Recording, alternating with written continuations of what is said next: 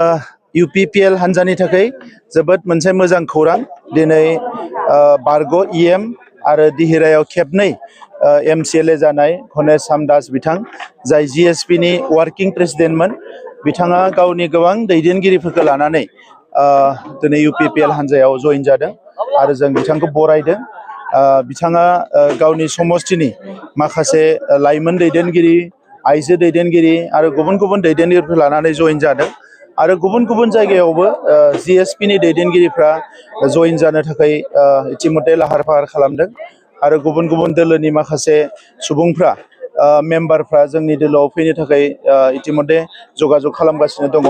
दा बिथाङा जइन जानायनि उनाव दिहिरा ओनसोलाव एबा BTR ओनसोलाव जोंनि दोलोआ जोबोद गोख्रों जागोन आरो बिथाङा जिहेतु गसाइगावनिफ्राय लानानै पर्बतजरानिफ्राय लानानै गासैबो ओनसोलाव खामानि मावदों आरो बिथांखौ बै ओनसोलनि मानसिफ्राबो मोजां मोनो। दा बिथांखौ जोङो गाबोननि गेजेराव जोंनि हान्जानि जोंनि दोलोनि भाइस प्रेसिडेन्ट हिसाबै एपइन्ट होगोन आरो अब्ला बिथाङा जोंनि सासे स्टार केम्पेनार जानानै BTC ओनसोलाव बेरायगोन आरो अब्लानो गोबां जोंनि बिथिङाव जोंहा दोलोआ गोख्रों जाबावगोन आं बेखौ मिजिंथिदों।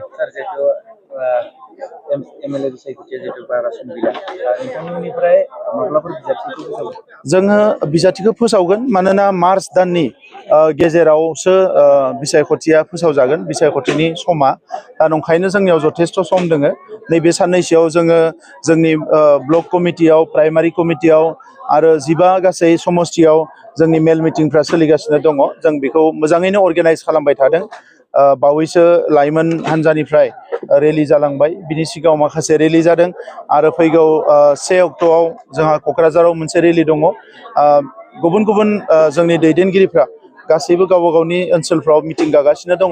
दा नंखायनो फुल प्रिपारेसनाव जों दङ आरो मार्च दाननि गेजेराव जोंनि बिसायख'थिनि सम फोसावनायनि सिगांनो जोंनि बिजाथिफोरखौ जों फोसावगोन। बिनि सायाव जोंनि हान्जायाव दाबो जों सिरियासलि डिसकास खालामाखै। बे निउस मिडियायाव माखासे खोथा ओंखारगासिनो दङ। बेखौ लानानै जोंनि हान्जायाव जोङो 28 फेब्रुआरिनि उनाव जों सावरायगोन। हाग्रामा महिलारि डिसप'सल होननानै दायो केम्पेइन खालामगासिनो दङ। बिथांमोना गुबुन गुबुन मुं लानानै बेबायदिनो एखमबा प्रग्रामफोरखौ खालामो।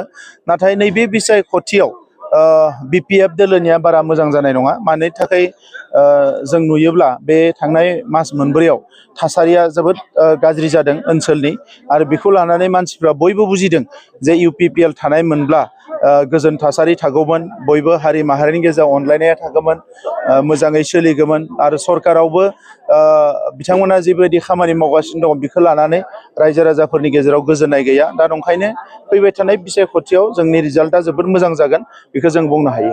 मोनसे खोथाखौ जिहेतु BTC आव जाफेरै मोनसे जिथु हिस्टरि जादों दाखालि बावै एसेम्ब्लियाव जे मास मोनब्रैनिल' जि मोनसे बाजेट सेसन जाबाय, दा बेहाय सार बिनि आन्दोआव माबाफोर दङ नामा सार? बिथांमोना इन्टारिम बाजेट बानायदो बेखौ मास मोनब्रैनि थाखाय। दा बेखौ उनाव माबायदि खालामगोन बिथांमोननि खोथा। नाथाय बेवहाय मोनसे आं नुदों सोलोंथाइ बिफाननि EM बिथाङा जोबोद मोनसे नंखाय बेवहाय एन्सार होदों जे बाक्सा आरो तामुलपुराव थांनाय 5 बोसोराव सोलोंथाइ फसंथानफ्राव जेबो अनसुंथाइ होआखै होननानै। दा बेवहाय बेबायदि एसेम्ब्लियाव नंखाय खोथा बुंनो मोना। जों मालाबाबो बुंबोआखै, जेखौ जों मावदों बेखौनो बुंदों। दा नंखायनो राजखान्थिखौ खालामोब्लाबो एटलिस्ट एसेम्ब्लियाव जिखिनि बाथ्रा बुङो, सदनाव जिखिनि बाथ्रा बुङो, दा बिथाङा सासे MLAबो, दा बे हिसाबै बिथाङा मिथिगौ। दा ओंखायनो बे भुल तथ्यखौ एबा नंखाय बाथ्राखौ बेयाव बुंनो नाङा। बाक्सा आरो तामुलपुराव गोबां फसंथानाव रां होनाय जादों, हायार सेकेन्डारि कलेज, बाक्सानि कलेजाव गंफ्रोमावबो रां मदद होनाय जादों। तामुलपुरनि गंनै कलेज प्रभिन्सियेलाइजबो जाबाय, राङारि मददबो होनाय जाबाय गोबां। जोंनि higher secondary school, LP school, ME school गोबां होनाय जादों। दा बेखौ मिसा खोथा बुंदों, जों बेखौ दुखु मोनदों।